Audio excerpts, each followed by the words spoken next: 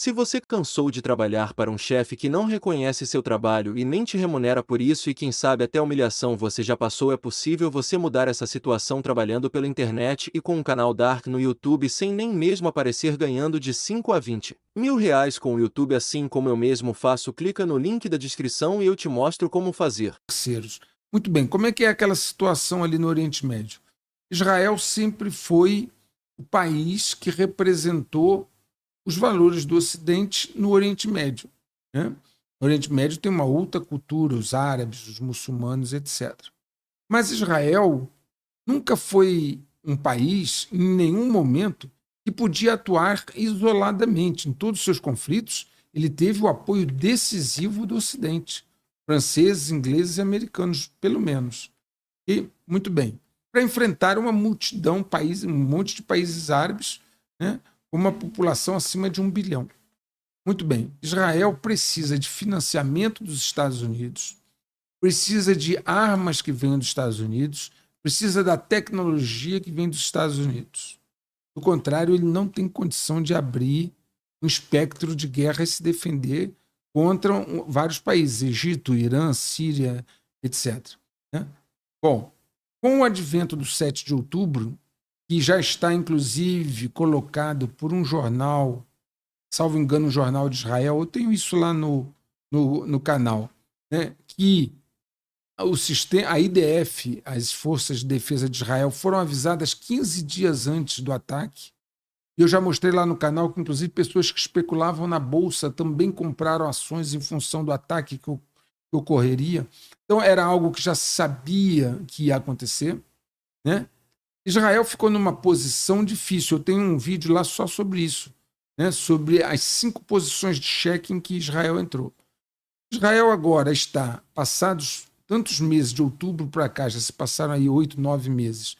Israel ainda não conseguiu derrotar o Hamas, não conseguiu libertar os reféns, imprensou o Hamas ao sul, em Rafah, quase na fronteira lá já com o Egito, e já o Hezbollah está atacando Israel ao norte.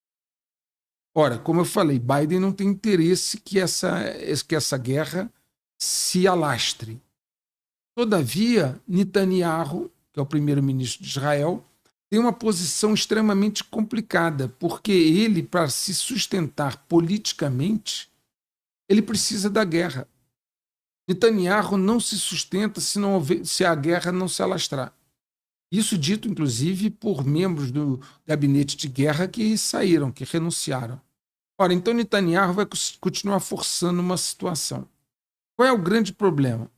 Bom, primeiro, à medida que essa guerra continua, é uma guerra de desgaste, né? Essa guerra de desgaste, que até agora não foi vencida contra o Hamas, vai se tornar muito pior quando pegar o Hezbollah, que é 10 vezes maior que o Hamas. 2. Há um exaurimento, um cansaço do exército de Israel.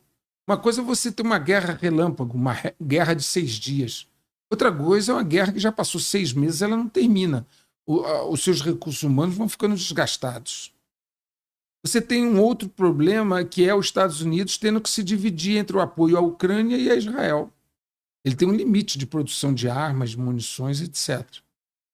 Você tem um outro problema, que é a resistência da opinião pública mundial em função dos ditos, né, genocídios em Gaza, etc., que faz com que a população mundial comece a mudar de posição. A ONU, obviamente, já se colocou contra Israel, né, vários pronunciamentos. O eleitorado do Biden já se posicionou contra Israel. Aí você tem um desgaste já de imagem. Aí você coloca tudo isso na mesa e ainda pensa que cada um daqueles que, por acaso, falecem no conflito, que são palestinos, deixa um órfão, deixa uma mulher viúva e vai se tornar uma pessoa radical contra você. Então você está fazendo uma fábrica de terroristas para o futuro, radicais pelo menos. Você está perdendo o apoio da opinião pública. Você está desgastando o seu exército numa guerra que ela não termina. Você vai necessariamente desgastar também o seu relacionamento com a Europa e os Estados Unidos, que não podem te dar apoio indefinidamente. E, por outro lado, você está, infelizmente, unindo os árabes contra você. Eu vou dar um exemplo. A Turquia, que nunca se posicionou assim frontalmente a Israel, a Turquia, que é o segundo maior exército da OTAN, está se posicionando agora, o Erdogan, diretamente contra Israel. Inclusive tendo conversas com o Paquistão, que tem armas nucleares, para fazer alianças. Então você começa a ter uma situação extremamente complexa e, do ponto de vista dos interesses do Estado de Israel, é que esse conflito acabe o mais rápido possível, por todos esses motivos que eu já mostrei. Mas, por outro lado, Netanyahu não tem interesse que termine, porque isso comprometeria a estabilidade política dele. Então, há um momento ali agora bem complicado. Os Estados Unidos está tentando chegar a um cessar-fogo, mas, por outro lado, Netanyahu pensa em outras opções. Por exemplo, se Netanyahu agora, se Israel atacar o Líbano, vai haver um problema gravíssimo de escalonamento do conflito, que não interessa aos Estados Unidos e que não interessa mesmo a Israel, né? Mas, de certa forma, parece que tem interessado a Netanyahu. Então, ali é um jogo de xadrez agora. Pode dar um grande problema, como pode se acomodar.